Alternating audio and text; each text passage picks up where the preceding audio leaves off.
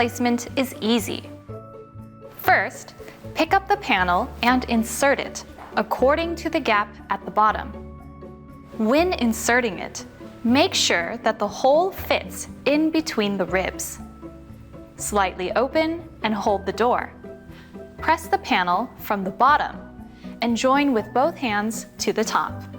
And hold the upper part of the door and press the center to complete the coupling securely.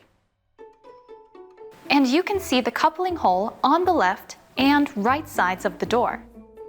Secure the screw with a screwdriver. Lastly, insert the cap.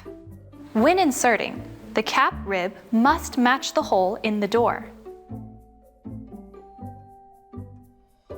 The panel separation is the reverse order of installation. It's helpful to use suction when removing the panel. Bespoke. It is easily customizable according to your kitchen, one of Samsung's important PODs.